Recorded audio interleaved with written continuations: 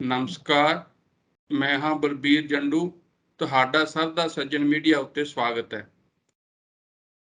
ਸ਼੍ਰੀ ਅਕਾਲ ਤਖਤ ਦੇ ਜਥੇਦਾਰ ਦੀ ਹਦਾਇਤ ਦੇ ਉੱਤੇ ਸ਼੍ਰੋਮਣੀ ਕਮੇਟੀ ਵੱਲੋਂ ਬੰਦੀ ਸਿੰਘਾਂ ਦੀ ਰਿਹਾਈ ਦੇ ਲਈ 9 ਮੈਂਬਰੀ ਕਮੇਟੀ ਮੁੱਢਲੇ ਤੌਰ ਤੇ ਬਣਾਈ ਗਈ ਸੀ। ਤਾਂ ਉਸ ਕਮੇਟੀ ਦੇ ਵਿੱਚ 2 ਮੈਂਬਰਾਂ ਨੂੰ ਹੋਰ ਸ਼ਾਮਲ ਕਰਕੇ ਜਿਹੜੇ ਸ਼੍ਰੀ ਹਜ਼ੂਰ ਸਾਹਿਬ ਜਿਹੜੇ ਤਖਤ ਹੈ ਉਸ ਦਾ ਜਿਹੜੇ ਪ੍ਰਬੰਧਕ ਕਮੇਟੀ ਦੇ ਪ੍ਰਧਾਨ ਔਰ ਇਸ ਤਰ੍ਹਾਂ ਹੀ ਜਿਹੜੇ ਹੈ ਤਖਤ ਪਟਨਾ ਸਾਹਿਬ ਦੀ ਜਿਹੜੀ ਪ੍ਰਬੰਧਕ ਕਮੇਟੀ ਹੈ ਉਸ ਦੇ ਪ੍ਰਧਾਨ ਅਵਤਾਰ ਸਿੰਘ ਹਿੱਤ ਨੂੰ ਉਸ ਕਮੇਟੀ ਦਾ ਮੈਂਬਰ ਬਾਅਦ ਵਿੱਚ ਬਣਾ ਕੇ ਇਹ 11 ਮੈਂਬਰੀ ਕਮੇਟੀ ਬਣਾਈ ਗਈ। ਔਰ 11 ਮੈਂਬਰੀ ਕਮੇਟੀ ਦੀ ਕੱਲ ਜਿਹੜੀ ਪਹਿਲੀ ਮੀਟਿੰਗ ਸੀ, ਉਸ ਮੀਟਿੰਗ ਦੇ ਵਿੱਚ ਜਿਸ ਢੰਗ ਦੇ ਨਾਲ ਉਹ ਮੀਟਿੰਗ ਦੇ ਵਿੱਚ ਪ੍ਰੋਗਰਾਮ ਲਿਖਿਆ ਗਿਆ ਕਿ ਪ੍ਰਧਾਨ ਮੰਤਰੀ ਨੂੰ ਮਿਲਣਾ 15 ਦਿਨਾਂ ਦੇ ਵਿੱਚ, ਕੇਂਦਰੀ ਗ੍ਰਹਿ ਮੰਤਰੀ ਨੂੰ ਮਿਲਣਾ ਤੇ ਪ੍ਰੋਫੈਸਰ ਦਵਿੰਦਰ ਸਿੰਘ ਭੁੱਲਰ ਦੀ ਰਿਹਾਈ ਦੇ ਲਈ ਦਿੱਲੀ ਦੇ ਮੁੱਖ ਮੰਤਰੀ ਨੂੰ ਮਿਲਣਾ, ਕੇਜਰੀਵਾਲ ਉਹਨਾਂ ਨੂੰ, ਔਰ ਇਸ ਤਰ੍ਹਾਂ ਹੀ ਜਿਹੜੇ ਕਰਨਾਟਕ ਦੇ ਮੁੱਖ ਮੰਤਰੀ ਆ ਉਹਨਾਂ ਨੂੰ ਮਿਲਣਾ ਭਾਈ ਗੁਰਦੀਪ ਸਿੰਘ ਖਹਿੜਾ ਦੀ ਰਿਹਾਈ ਦੇ ਸੰਬੰਧ ਦੇ ਵਿੱਚ। ਤੇ ਜਿਹੜੀ ਸਾਰੀ ਸੂਚੀ ਬਣਾਈ ਗਈ ਹੈ ਬੰਦੀ ਸਿੰਘਾਂ ਦੀ, ਉਹ ਜਿਹੜੀ ਦੱਸੀ ਗਈ ਹੈ ਗਿਣਤੀ ਉਹ 22 ਹੈ। ਤੇ 22 ਦੇ ਵਿੱਚੋਂ ਜਿਹੜੇ 9 ਹੈਗੇ ਸਿੱਖ, ਉਹ ਨਾ 25 ਸਾਲ ਦੀ ਆਪਣੀ ਜਿਹੜੀ ਤੋਂ ਜੇਲ੍ਹ ਵਿੱਚ ਬੰਦ ਹੈਗੇ, 25 ਸਾਲ ਤੋਂ ਵੱਧ ਸਮਾਂ ਹੋ ਗਿਆ। ਤੇ ਉਹਦੇ ਵਿੱਚੋਂ ਜਿਹੜੇ ਅਕਾਲ ਤਖਤ ਦੇ ਜਥੇਦਾਰ ਦੇ ਵੱਲੋਂ ਜਿਹੜੀ ਗੱਲ ਕਹੀ ਗਈ ਹੈ ਉਸੇ ਸਬੰਧ ਦੇ ਵਿੱਚ ਇਸੇ ਨਾਲ ਹੀ ਜੋੜ ਕੇ ਇਹ ਗੱਲ ਕੀਤੀ ਗਈ ਹੈ ਕਿ ਪ੍ਰਧਾਨ ਮੰਤਰੀ ਨਰਿੰਦਰ ਮੋਦੀ ਹੋਣਾ ਨੇ 2 ਸਿੱਖਾਂ ਦੀ ਰਿਹਾਈ ਦਾ ਮਾਮਲਾ ਜਿਹੜਾ ਉਦੋਂ ਗੱਲ ਕੀਤੀ ਸੀਗੀ ਪਹਿਲਾਂ, ਤਾਂ ਉਸ ਦੇ ਸਬੰਧ ਦੇ ਵਿੱਚ ਵੀ ਅੱਗੇ ਕਾਰਵਾਈ ਨਹੀਂ ਹੋਈ। ਸੋ ਇਹ ਜਿਹੜੀ ਸਾਰੀ ਸਥਿਤੀ ਬਣੀ ਹੈ ਤੇ ਜਿਹੜੀ ਇਹ ਕਮੇਟੀ ਹੈ ਤੇ ਇਸ ਕਮੇਟੀ ਦੇ ਵਿੱਚ ਜਿਹੜੇ ਅਕਾਲੀ ਦਲ ਦੇ ਨੁਮਾਇੰਦੇ, ਅਕਾਲੀ ਦਲ ਦੇ ਪ੍ਰਧਾਨ ਔਰ ਬਾਕੀ ਸਿੱਖ ਸੰਪਰਦਾਵਾਂ ਦੇ ਮੁਖੀ ਔਰ ਹੋਰ ਧਾਰਮਿਕ ਆਗੂ ਜਿਹੜੇ ਹੈ ਇਸ ਦੇ ਵਿੱਚ ਸ਼ਾਮਲ ਹੈ। ਤੇ ਕੀ ਇਹ ਜਿਹੜੀ ਸਾਂਝੀ ਕਮੇਟੀ ਬਣੀ ਹੈ, ਇਹ ਜਿਹੜੀ ਸਿੱਖੀ ਦੇ ਵਿੱਚ ਔਰ ਸਿੱਖ ਰਾਜਨੀਤੀ ਦੇ ਵਿੱਚ ਜਿਹੜਾ ਖਲਾਅ ਪੈਦਾ ਹੋਇਆ ਔਰ ਜਿਸ ਦੇ ਵਿੱਚ ਇਹ ਸਾਰੇ ਆਗੂ ਜਿਹੜੇ ਹੈ ਉਹਨਾਂ ਨੂੰ ਲੋਕਾਂ ਨੇ ਨਕਾਰ ਦਿੱਤਾ ਹੋਇਆ, ਇਸ ਸਥਿਤੀ ਦੇ ਵਿੱਚ ਇਹ ਕਮੇਟੀ ਦੇ ਜਿਹੜੇ ਕਾਰਵਾਈ ਹੋਏਗੀ, ਇਹ ਕਮੇਟੀ ਜਿਹੜੀ ਅੱਗੇ ਸਾਰੇ ਮਾਮਲੇ ਲੈ ਕੇ ਜਾਏਗੀ, ਤਾਂ ਉਸ ਦੇ ਵਿੱਚ ਜੇ ਸਫਲ ਵੀ ਹੁੰਦੀ ਹੈ ਤਾਂ ਉਸ ਤੋਂ ਬਾਅਦ ਦੀ ਸਥਿਤੀ ਕੀ ਹੋਏਗੀ, ਕਿਉਂਕਿ ਇਹ ਸਾਰਿਆਂ ਦੇ ਵਿੱਚ ਆਪਸ ਵਿੱਚ ਬਹੁਤ ਤਿੱਖੇ ਮਤਭੇਦ ਹੈ। ਇਹ ਸਾਰੀ ਸਥਿਤੀ ਦੇ ਉੱਤੇ ਅਸੀਂ ਅੱਜ ਗੱਲਬਾਤ ਕਰਾਂਗੇ। ਮੇਰੇ ਨਾਲ ਇਸ ਗੱਲਬਾਤ ਦੇ ਲਈ ਸੀਨੀਅਰ ਪੱਤਰਕਾਰ ਜਸਪਾਲ ਸਿੰਘ ਸਿੱਧੂ ਜੀ ਜੁੜੇ ਹੈ, ਜਿਨ੍ਹਾਂ ਦਾ ਸਿੱਖ ਰਾਜਨੀਤੀ ਦੇ ਉੱਤੇ ਹਮੇਸ਼ਾ ਹੀ ਤਿੱਖੀ ਨਜ਼ਰ ਰਹਿੰਦੀ ਹੈ ਔਰ ਸਿੱਖ ਰਾਜਨੀਤੀ ਵਿੱਚ ਪਿਛਲੇ ਲਗਭਗ 50 ਸਾਲਾਂ ਵਿੱਚ ਆਏ ਉਤਰਾਅ ਚੜ੍ਹਾਅ ਉਹਨਾਂ ਨੇ ਸਾਰੇ ਬੜੇ ਨੇੜਿਓਂ ਦੇਖੇ ਹੋਏ ਆ।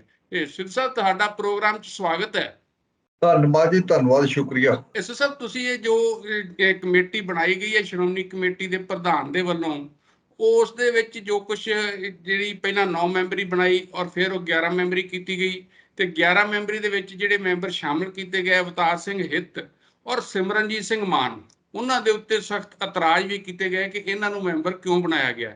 ਕਿ ਅਵਤਾਰ ਸਿੰਘ ਹਿੱਤ ਦੇ ਬਾਰੇ ਕਿਹਾ ਗਿਆ ਕਿ ਉਹਨਾਂ ਨੇ ਸ੍ਰੀ ਗੁਰੂ ਗ੍ਰੰਥ ਸਾਹਿਬ ਦੀ ਬੇਅਦਬੀ ਕੀਤੀ ਹੈ ਤੇ ਬਾਣੀ ਨੂੰ ਜਿਹੜਾ ਤੋੜ ਮਰੋੜ ਕੇ ਛਾਪਣ ਦੇ ਉਹਨਾਂ ਤੇ ਦੋਸ਼ ਹੈ ਤੇ ਉਹਨਾਂ ਦੇ ਜਿਹੜਾ ਕੇਸ ਹੈ ਉਹ ਅਕਾਲ ਤਖਤ ਦੇ ਅੱਗੇ ਸੁਣਵਾਈ ਅਧੀਨ ਹੈ। ਇਸ ਕਰਕੇ ਜੇ ਉੱਥੋਂ ਕਿਸੇ ਨੂੰ ਬਣਾਉਣਾ ਸੀ ਤਖਤ ਪਟਨਾ ਸਾਹਿਬ ਤੋਂ, ਤਾਂ ਉੱਥੋਂ ਦੇ ਕਮੇਟੀ ਦੇ ਜਨਰਲ ਸਕੱਤਰ ਨੂੰ ਬਣਾਇਆ ਜਾ ਸਕਦਾ ਸੀ, ਮੀਤ ਪ੍ਰਧਾਨ ਨੂੰ ਬਣਾਇਆ ਜਾ ਸਕਦਾ ਸੀ। ਇਸ ਤਰ੍ਹਾਂ ਹੀ ਫਿਰ ਸਿਮਰਨਜੀਤ ਸਿੰਘ ਮਾਨ ਬਾਰੇ ਵੀ ਇਤਰਾਜ਼ ਹੋਏ ਕਿ ਸਿਮਰਨਜੀਤ ਸਿੰਘ ਮਾਨ ਉਹਨਾਂ ਨੇ ਜਿਹੜਾ ਸਰਬੱਤ ਖਾਲਸਾ 2015 ਚ ਜਦੋਂ ਬੁਲਾਇਆ ਸੀਗਾ, ਉਹ ਸਰਬੱਤ ਖਾਲਸਾ ਦੇ ਵਿੱਚ ਜਿਹੜੇ ਜਥੇਦਾਰ ਸੀਗੇ 5 ਅਕਾਲ ਤਖਤਾਂ ਦੇ, ਉਹਨਾਂ ਦੀ ਮਾਨਤਾ ਨੂੰ ਰੱਦ ਕਰ ਦਿੱਤਾ ਸੀ ਤੇ ਉਸ ਦੇ ਥਾਂ ਦੇ ਉੱਤੇ ਜਿਹੜੇ ਬਦਲਵਾਂ ਜਿਹੜੇ ਹੈ ਜਥੇਦਾਰ ਉਹ ਬਣਾਏ ਗਏ ਸੀ, ਜਿਨ੍ਹਾਂ ਵਿੱਚ ਅਕਾਲ ਤਖਤ ਦੇ ਜਥੇਦਾਰ ਜਗਤਾਰ ਬਦਲ ਮੈਂ ਕਹਿ ਦਈਏ ਕਿ ਪੈਰਲਲ ਸਮਾਨ ਅੰਤਰ ਕਹਿ ਸਕਦੇ ਨਹੀਂ, ਸਮਾਨ ਅੰਤਰ ਤੇ ਸਮਾਨ ਅੰਤਰ ਉਹਨਾਂ ਨੇ ਬਣਾਏ ਸੀਗੇ। ਤਾਂ ਉਹ ਸਾਰੇ ਜਿਹੜੇ ਬਣਾਏ ਸੀ, ਉਸ ਤੋਂ ਬਾਅਦ ਜਗਤਾਰ ਸਿੰਘ ਹਵਾਰਾ ਹੋਣਾ ਦੇ ਬਾਰੇ ਸਿਮਰਨਜੀਤ ਸਿੰਘ ਮਾਨ ਹੋਣੀ ਬਾਰ-ਬਾਰ ਉਹੀ ਜਿਹੜੀ ਹੈ ਉਹਨਾਂ ਨੂੰ ਮੰਨਦੇ ਰਹੇ, ਧਿਆਨ ਸਿੰਘ ਮੰਡ ਹੋਣੀ ਸੀ। ਪਰ ਹੁਣ ਜਦੋਂ ਉਹਨਾਂ ਨੇ ਇਸ ਕਮੇਟੀ ਜਾ ਕੇ ਸ਼ਮੂਲੀਅਤ ਕੀਤੀ ਹੈ ਤਾਂ ਉਹਨਾਂ ਨੇ ਮੌਜੂਦਾ ਜਿਹੜੇ ਜਥੇਦਾਰ ਇਸ ਵੇਲੇ ਅਕਾਲ ਤਖਤ ਤੇ ਗਿਆਨੀ ਹਰਪ੍ਰੀਤ ਸਿੰਘ, ਉਹਨਾਂ ਦੇ ਆਦੇਸ਼ ਤੇ ਜਿਹੜੀ ਇੱਕ ਕਮੇਟੀ ਬਣੀ ਆ ਉਹਦੇ ਵਿੱਚ ਸ਼ਾਮਲ ਹੋਏ, ਇਸ ਤੇ ਵੀ ਇਤਰਾਜ਼ ਹੋਏ। ਤਾਂ ਤੁਸੀਂ ਇਸ ਸਾਰੇ ਦੇ ਕੀ ਅਰਥ ਲੈਂਦੇ ਹੋ ਕਿ ਇਹ ਕਮੇਟੀ ਇਸ ਢੰਗ ਨਾਲ ਅੱਗੇ ਵੱਧ ਸਕੇਗੀ? ਦੇਖੋ ਜੀ, ਪਹਿਲਾਂ ਮੇਰਾ ਬੇਸਿਕ ਇਤਰਾਜ਼ ਇਹ ਹੈ ਵੀ ਅਕਾਲੀ ਦਲ, ਸ਼੍ਰੋਮਣੀ ਅਕਾਲੀ ਦਲ ਦੀ ਜਦੋਂ ਹਾਰ ਹੋਈ ਹੈ ਫਰਵਰੀ ਦੀਆਂ ਚੋਣਾਂ ਦੇ ਵਿੱਚ ਬੜੇ ਭੈੜੇ ਤਰੀਕੇ ਨਾਲ ਹਾਰ ਹੋਈ ਆ। ਉਦੋਂ ਪਹਿਲਾਂ 17 ਚ ਵੀ ਹੋਈ ਹੈ ਤੇ ਓਡੀ ਭੈੜੀ ਨਹੀਂ ਸੀ ਜਿਹੜੀ ਹੁਣ ਫਰਵਰੀ ਜਾ ਕੇ ਹੋਈ ਹੈ। ਤੇ ਉਹਦੇ ਪਿੱਛੋਂ ਹੁਣ ਇਹ ਐਂਟਰੀ ਆਪਦੀ ਪੋਲਿਟਿਕਸ ਵਿੱਚ ਜਾਂ ਸਿੱਖ ਪੋਲੀਟੀਕਲ ਸਪੇਸ ਵਿੱਚ ਪਹਿਲਾਂ ਐਂਟਰੀ ਆਪਦੀ ਮਾਰਨਾ ਚਾਹੁੰਦਾ ਹੈਗਾ। ਸੁਖਬੀਰ ਸਿੰਘ ਬਾਦਲ ਐਂਟਰ ਹੋਣਾ ਚਾਹੁੰਦਾ ਹੈ ਤੇ ਇਸ ਦੇ ਲਈ ਉਹਨੇ ਅਕਾਲ ਤਖਤ ਨੂੰ ਪਹਿਲਾਂ ਵਰਤਿਆ। ਅਕਾਲ ਤਖਤ ਤੋਂ ਇਹ ਬਿਆਨ ਦਵਾਇਆ ਵੀ ਇਸ ਬੰਦੀ ਸਿੰਘਾਂ ਬਾਰੇ ਗੱਲਬਾਤ ਕਰੋ। ਮਸਲਾ ਜਾਣ ਕੇ ਜਿਹੜਾ ਇਮੋਸ਼ਨਲ ਮਸਲਾ, ਭਾਵੁਕ ਮਸਲਾ, ਉਹ ਚੁੱਕਿਆ ਗਿਆ ਬੰਦੀ ਸਿੰਘਾਂ ਦੀ ਰਿਹਾਈ ਦਾ। ਤੇ ਫਿਰ ਉਹਨਾਂ ਨੇ SGPC ਨੂੰ ਕਿਹਾ ਗਿਆ ਤੇ SGPC ਨੇ ਫਿਰ 11 ਨੂੰ ਮੀਟਿੰਗ ਬੁਲਾਈ।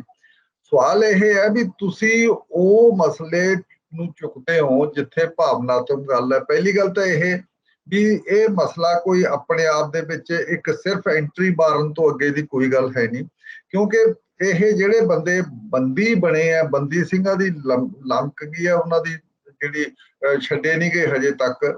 ਉਹਦਾ ਕਾਰਨ ਇਹੀ ਹੈ ਵੀ ਇਹਨਾਂ ਦੀ ਜਿਹੜੀ ਸੁਖਬੀਰ ਬਾਦਲ ਦੀ ਜਾਂ ਅਕਾਲੀ ਦਲ ਬਾਦਲ ਦੀ ਜਿਹੜੀ ਪੋਲਿਟਿਕਸ ਸੀਗੀ, ਉਹਦੀ ਉਹਨਾਂ ਨੇ 3 ਟਰਮਾਂ ਰਾਜ ਕੀਤਾ, ਉਦੋਂ ਦੇ ਚੱਲੀ ਤੁਰੇ ਆਉਂਦੇ ਆ। ਇਹ ਸਾਰੇ 97 ਇਹ ਸਾਰੇ ਬੰਦੇ ਕੁਝ ਫੜੇ ਪਏ ਆ, 90 ਦੇ ਦੌਰ ਦੇ ਫੜੇ ਹੋਏ ਬੰਦੇ ਆ। ਤੇ ਉਸ ਤੋਂ ਬਾਅਦ ਫਿਰ ਇਹ ਉਦੋਂ ਪਿੱਛੋਂ ਫਿਰ ਇਹ 2 ਵਾਰ ਫਿਰ ਇਹ 2007 ਤੋਂ ਫਿਰ ਸਰਕਾਰ ਆ ਗਈ ਤੇ 17 ਤੱਕ ਰਹੀ 10 ਸਾਲ। ਇਸ ਦੇ ਦੌਰਾਨ ਜਿਹੜੀ ਪੋਲਿਟਿਕਸ ਕੀਤੀ ਹੈ, ਦੇਖੋ ਇਹ ਜਿਵੇਂ ਸਪੇਸ ਲੈਣਾ ਚਾਹੁੰਦੇ ਆ ਨਾ ਵੀ ਅਸੀਂ ਸਿੱਖਾਂ ਦੀ ਸਪੇਸ ਆ, ਧਰਮ ਤੇ ਸਿਆਸਤ ਇਕੱਠੀ ਹੋ ਜੂ, ਹੁਣ ਮੁਸ਼ਕਲ ਹੈ ਕਿਉਂਕਿ 25-30 ਸਾਲ ਇਹਨਾਂ ਨੇ ਸਿਆਸਤ ਹੈ ਜਿਹੜੀ ਉਹ ਸਿੱਖ ਘੱਟ ਗਿਣਤੀ ਵਾਲੀ ਜਾਂ ਸਿੱਖਾਂ ਵਾਲੀ ਸਿਆਸਤ ਨਹੀਂ ਖੇਡੀ ਅਕਾਲੀ ਦਲ ਬਾਦਲ ਨੇ। ਇਹ ਜਿਹੜੀ ਸਾਰੀ ਸਿਆਸਤ ਸੀਗੀ ਉਹ ਸਾਰੀ ਸਿਆਸਤ ਜਿਹੜੀ ਕਹਿ ਦਈਏ ਵੀ ਇਹ BJP ਦੀ ਅਲਟਰਾ ਨੈਸ਼ਨਲਿਸਟ ਜਿਹੜੀ ਸਿਆਸਤ ਸੀ ਉਹ ਖੇਡੀ ਹੈ। ਹੁਣ ਮਤਲਬ ਕਿ ਸਿਰਫ ਉਹਨਾਂ ਨੂੰ ਹਮਦਰਦੀ ਕਰਕੇ ਵੀ ਉਹ ਪਤਾ ਲੱਗ ਰਿਹਾ ਵੀ ਕੁਝ BJP ਵੀ ਛੱਡਣ ਨੂੰ ਤਿਆਰ ਹੈ, ਕੁਝ ਛੱਡੇ ਜਾਣਗੇ ਬੰਦੇ। ਉਹਨਾਂ ਵਿੱਚੋਂ 4 ਅਹਿਮ ਹੈ ਜਿਹੜੇ ਜਿਨ੍ਹਾਂ ਦੇ ਛੱਡਣ ਦੀ ਗੱਲ ਬਹੁਤੀ ਹੁੰਦੀ ਹੈ, ਜਿਨ੍ਹਾਂ ਦਾ ਲੋਕਾਂ ਤੇ ਅਸਰ ਪਊ। 22 ਦੇ ਵਿੱਚੋਂ ਬਹੁਤਿਆਂ ਦਾ ਤਾਂ ਲੋਕਾਂ ਨੂੰ ਨਾਮਾਂ ਦਾ ਨਹੀਂ ਪਤਾ, ਜਿਨ੍ਹਾਂ ਵਿੱਚੋਂ 9 ਬੰਦੇ ਦੇ ਉੱਤੇ ਕੇਸ ਆਪਦਾ ਸਮਾਂ ਜਿਹੜਾ ਲੰਘ ਗਿਆ ਉਹਦੇ ਉੱਤੋਂ ਮਤਲਬ ਕਿ 25 ਸਾਲ ਤੋਂ ਵੱਧ ਦਾ ਸਮਾਂ ਹੋ ਗਿਆ ਉਹਨਾਂ ਨੂੰ। ਸਮਾਂ ਹੋ ਗਿਆ। ਉਹਨਾਂ ਦੇ 9 ਬੰਦਿਆਂ ਦੇ ਨਾਂ ਉਹਨਾਂ ਵਿੱਚੋਂ ਵੀ ਲੋਕਾਂ ਨੂੰ 4 ਬੰਦਿਆਂ ਦੇ ਨਾਮਾਂ ਦਾ ਪਤਾ ਹੈ ਤੇ ਜਾਂ ਜਿਹੜੇ ਕਿ ਸਾਡੇ ਲੋਕਾਂ ਦੇ ਪਰਸੈਪਸ਼ਨ ਵਿੱਚ ਆਉਂਦੇ ਆ, ਬਾਕੀ ਤਾਂ ਆਉਂਦੇ ਨਹੀਂ, ਕਿਸੇ ਨੂੰ 22 ਦਾ ਨਹੀਂ ਪਤਾ ਵੀ ਕੌਣ ਹੈ। ਤੇ ਇਸ ਕਰਕੇ ਬਾਕੀ ਦੂਜੀ ਜਿਹੜੀ ਇਹ ਪੋਲਿਟਿਕਸ ਹੈ ਇਹ ਕੋਈ ਇਸ਼ੂ ਬੇਸਡ ਪੋਲਿਟਿਕਸ ਤਾਂ ਹੈ ਨਹੀਂ, ਇਹ ਪ੍ਰਤੀਕਰਮ ਦੀ ਪੋਲਿਟਿਕਸ ਹੈ। ਪ੍ਰਤੀਕਰਮ ਦੀ ਪੋਲਿਟਿਕਸ ਆ ਵੀ ਬੰਦੀ ਸਿੰਘਾਂ ਨੂੰ ਛੱਡੋ ਜੀ, ਕਦੋਂ ਦੇ 90 ਦੇ ਦਹਾਕੇ ਦੇ ਫੜੇ ਹੋਏ ਬੰਦੇ 25-30 ਸਾਲ ਪਹਿਲਾਂ ਦੇ, ਹੁਣ ਉਹਨਾਂ ਦੀ ਰਿਹਾਈ ਤੁਹਾਨੂੰ ਯਾਦ ਆ ਗਈ ਤੇ ਉਹਦੇ ਤੇ ਪ੍ਰਤੀਕਰਮ ਕਰਦੇ ਹੋ। ਸਾਰਿਆਂ ਨੇ ਪ੍ਰਤੀਕਰਮ ਕੀਤਾ। ਪੋਲਿਟਿਕਸ ਉਹਦਾ ਵੀ ਸਿੱਖ ਮਸਲਾ ਤੁਸੀਂ ਪ੍ਰੋਐਕਟਿਵ ਮਸਲਾ ਕਿਹੜਾ ਲੈ ਰਹੇ ਹੋ ਜਿਹਦੇ ਉੱਤੇ ਲੋਕ ਤੁਹਾਡੇ ਪਿੱਛੇ ਸਮਝਣ ਵੀ ਸਿੱਖਾਂ ਦੀ ਗੱਲ ਹੈ। ਜੇ ਮੋਟੇ ਲੈਵਲ ਤੇ ਵੀ ਤੁਸੀਂ PTC ਦੇ ਬਾਰੇ, ਉਹ ਜਿਹੜਾ ਮਹਾਲੀ ਵਾਲੇ ਸੈਕਸ ਸਕੈਂਡਲ ਦੇ ਵਿੱਚ ਇਹਨਾਂ ਦਾ MD PTC ਦਾ ਫੜਿਆ ਗਿਆ ਤੇ ਬਾਦਲ ਤੱਕ ਜੋ ਸਾਨੂੰ ਪਤਾ ਲੱਗਿਆ ਵੀ ਅੰਦਰੋਂ ਬਾਦਲ ਨਾਲ ਲੋਕ ਮਿਲੇ ਮੁਲੇ ਆ ਸਾਰੇ, ਉਹ ਕਹਿੰਦਾ ਵੀ ਨਹੀਂ ਅਸੀਂ, ਉਹਨਾਂ ਨੇ ਬਹਾਨਾ ਲਾਇਆ ਵੀ 1 ਹਫ਼ਤੇ ਦੇ ਅੰਦਰ ਅਕਾਲ ਤਖਤ ਦੇ ਜਥੇਦਾਰ ਨੇ ਕਿਹਾ ਵੀ ਇਹ PTC ਇੱਥੋਂ ਚਲੀ ਜਾਏਗੀ, ਉਹਦੀ ਥਾਂ ਤੇ ਜਿਹੜਾ ਸਾਡਾ IT SGPC the IT cell ਹੈ ਉਹ ਆਪਣਾ ਸਾਰੀ ਗੁਰਬਾਣੀ ਦਾ ਪ੍ਰਸਾਰ ਦਰਬਾਰ ਸਾਹਿਬ ਤੋਂ ਕਰੇਗਾ।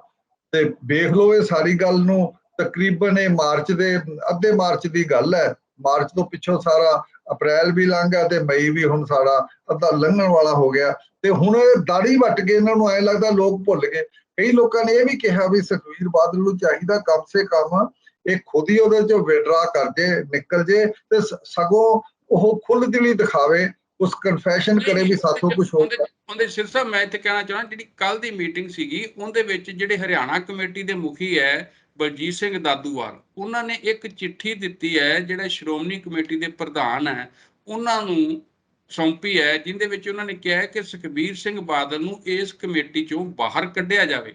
ਔਰ ਉਹਦੇ ਲਈ ਉਹਨਾਂ ਨੇ ਇਹ ਗੱਲਾਂ ਕਹੀਆਂ ਹੈਗੀਆਂ ਕਿ ਇੱਕ ਤਾਂ 2015 ਜਿਹੜੀ ਬੇਅਦਬੀ ਦੀਆਂ ਘਟਨਾਵਾਂ ਹੋਈਆਂ, ਔਰ ਨਾਲ ਦੀ ਨਾਲ ਉਹਨਾਂ ਨੇ ਇਹ ਗੱਲ ਕਹੀ ਹੈ ਕਿ ਜਿਹੜੀ ਸਿਰਸਾ ਦੇ ਮੁਖੀ ਹੈ ਉਹਨਾਂ ਨੂੰ ਜਿਸ ਤਰ੍ਹਾਂ ਮਾਫੀ ਦਿੱਤੀ ਗਈ ਉਹ ਔਰ ਉਸ ਦੇ ਨਾਲ ਜਿਹੜੀ ਬੰਦੀ ਸਿੰਘਾਂ ਦੀ ਰਿਹਾਈ ਦੇ ਬਾਰੇ ਇਹਨਾਂ ਨੇ ਆਪਣੀ ਸਰਕਾਰ ਦੇ ਵੇਲੇ 10 ਸਾਲ ਜਦੋਂ ਇਹਨਾਂ ਦੀ ਸਰਕਾਰ ਰਹੀ, 5 ਸਾਲ ਪਹਿਲਾਂ, 10 ਸਾਲ ਬਾਅਦ, 15 ਸਾਲ, ਤਾਂ ਉਸ ਸਮੇਂ ਦੌਰਾਨ ਇਹਨਾਂ ਨੇ ਕੁਝ ਨਹੀਂ ਕੀਤਾ। ਇਸ ਕਰਕੇ ਇਹਨਾਂ ਨੂੰ ਤਾਂ ਕੋਈ ਰਾਈਟ ਨਹੀਂ ਬਣਦਾ ਕਿ ਇਸ ਕਮੇਟੀ ਦੇ ਵਿੱਚ ਰਹਿਣ।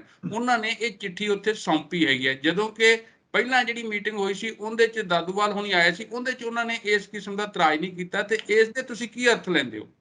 ਦੇਖੋ ਜੀ, ਇਹ ਸਾਰੇ ਬੰਦੇ ਬੜਾ ਪੋਲਿਟਿਕਸ ਵਿੱਚ ਮੌਕਾ ਪ੍ਰਸਤੀ ਬਹੁਤ ਇਹ ਸਾਰੇ ਬੰਦੇ ਸਮਾਜ ਦੇ ਵਿੱਚੋਂ ਕਿਸੇ ਨਾ ਕਿਸੇ ਪੱਧਰ ਉੱਤੇ ਬਦਨਾਮ ਹੋਏ ਬੰਦੇ, ਜਿਹੜੇ ਸਾਰੇ ਉੱਥੇ 10-11 ਆਏ ਉੱਥੇ ਸਾਰੇ, ਜਾਂ ਕਮੇਟੀ ਬਣਾਈ ਜਾਂ ਜਿੰਨੇ ਬੰਦੇ ਆਏ ਸਾਰੇ, ਕਿਸੇ ਨਾ ਕਿਸੇ ਮੌਕੇ ਸਰ ਪਰਮਜੀਤ ਸਿੰਘ ਸਰਨਾ, ਬਲਜੀਤ ਸਿੰਘ ਦਾਦੂ ਬਗਰਾੜੀ ਵਾਲੇ ਕੇਸ ਵਿੱਚੋਂ ਸਾਰਾ ਕੁਝ ਆਪਣੇ ਆਪ ਲਪੇਟ ਕੇ ਆ ਗਏ। ਚੱਬੇ ਦੇ ਚੱਬੇ ਦੇ ਸਰਬੱਤ ਖਾਲਸੇ ਵਾਲੇ ਕੇਸ ਦੇ ਵਿੱਚੋਂ ਮਾਨ ਨੂੰ ਬਥੇਰਾ ਨੈਗੇਟਿਵ ਉਹਦੇ ਚ ਸਾਰਾ ਕੁਝ ਦਿਖਾਇਆ, ਉਹਨੇ ਸ਼ੋਅ ਕੀਤਾ ਸਭ। ਇਹ ਸਾਰਾ ਕੁਝ ਕਿਸੇ ਨਾ ਕਿਸੇ ਨੇ ਹਰ ਲੈਵਲ ਤੇ ਕੁਝ ਕੀਤਾ। ਇਹ ਜਿਹੜੇ ਲੋਕ ਹੈ ਮੌਕਾ ਦੇਖਦੇ ਵੀ ਹਾਂ ਜਿੰਨਾ ਕਿ ਇਹਨਾਂ ਨੂੰ ਮਿਲਦਾ ਵੀ ਸਾਨੂੰ ਸਮੁੰਦਰੀ ਹਾਲ ਦੇ ਵਿੱਚ, ਤੇਜਾ ਸਿੰਘ ਸਮੁੰਦਰੀ ਹਾਲ ਦੇ ਵਿੱਚ ਜਾਣ ਦਾ ਮੌਕਾ ਮਿਲਿਆ, ਉੱਥੇ ਉਹਨੇ ਜਾ ਕੇ ਖਾਲਿਸਤਾਨ ਦਾ ਮਤਾ ਕਿਹੜੇ ਤਰੀਕੇ ਨਾਲ ਸਿਮਰਜੀਤ ਸਿੰਘ ਮਾਨ ਨੇ ਫੇਰ ਕਿਹਾ ਵੀ ਇੱਥੇ ਜੀ ਮਤਾ ਪਾਸ ਹੋ ਗਿਆ।